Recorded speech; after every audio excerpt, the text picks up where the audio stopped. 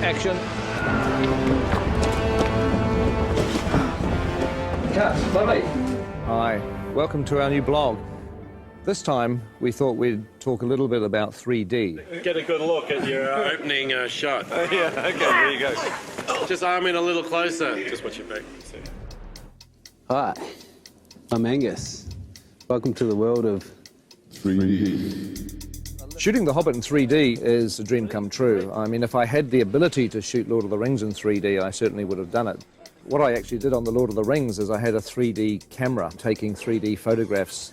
Hopefully, one day, maybe even on 3D Blu-ray, we might be able to actually show you some of the 3D photos from 10 or 12 years ago. 3D and I've got reading glasses, it's all good.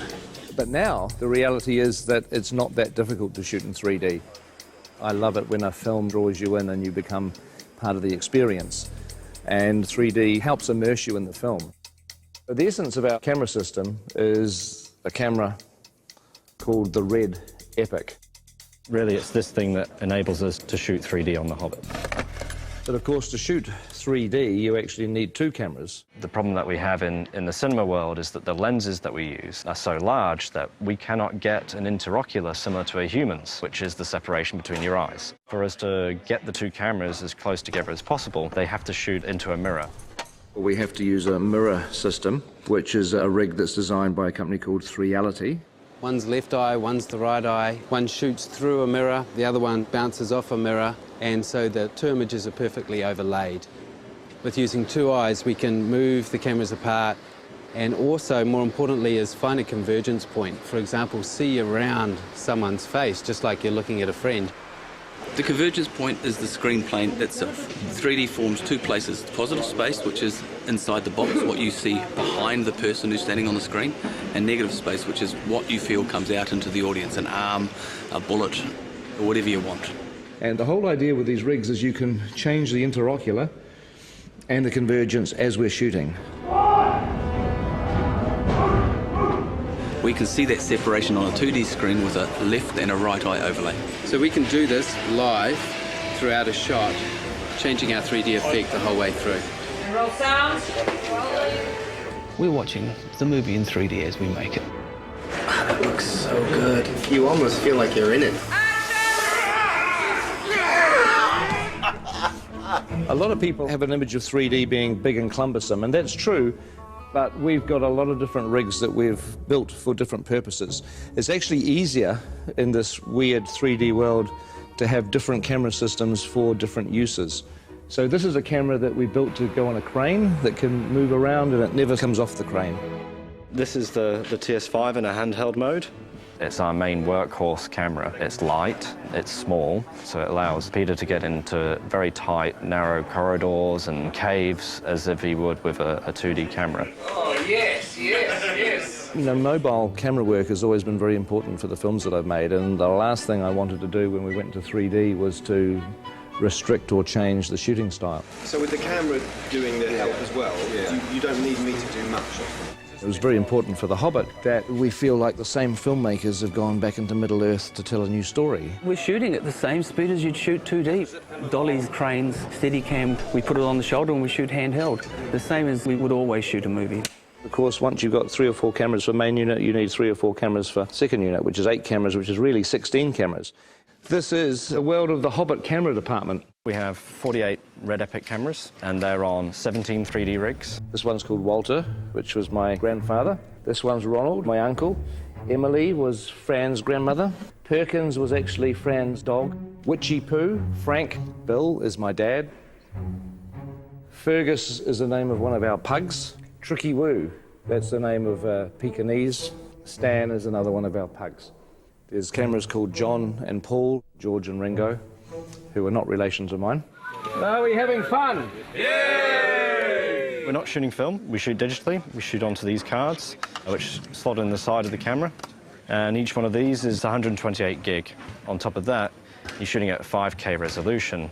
A very sharp, clear image. Needs like a chart, but you know, like 5K's there, 4K's about there, and then your 1080 home TV is down here. So It gives you sort of an idea of the amount of information that we're actually capturing on these. Let's do another one of those. 48 frames, yes. Yep. We're shooting the Hobbit at a higher frame rate at 48 frames per second, which is twice the normal 24 frames.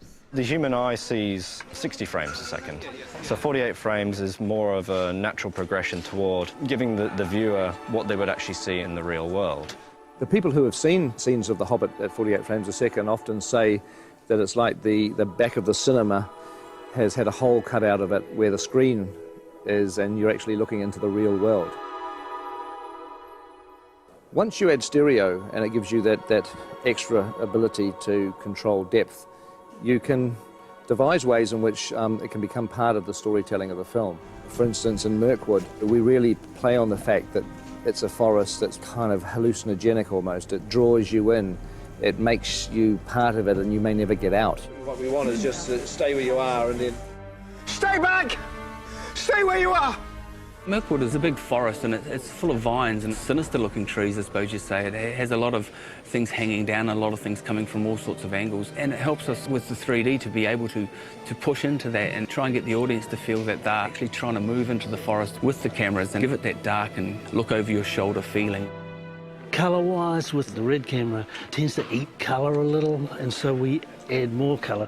If you look at the ungraded footage, the trees look incredibly psychedelic. They look like they were painted in 1967. We wouldn't normally be quite as bold as this, even in Mirkwood, which is an enchanted forest, so it's like we oversaturate.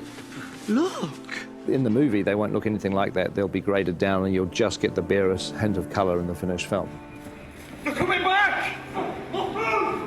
3D 48 frames is pretty unforgiving, and we have to change our whole way to go about coloring these things, because what we found out in early tests that if there wasn't enough red in these pieces, they would punch up yellow and react differently than normal skin with blood running through it. So here's an example. This is Graham McTavish as Wallen, and we've had to add a lot of red tones to his makeup. So if you notice, if you stick your hand up next to your face, how incredibly pale this man is right now.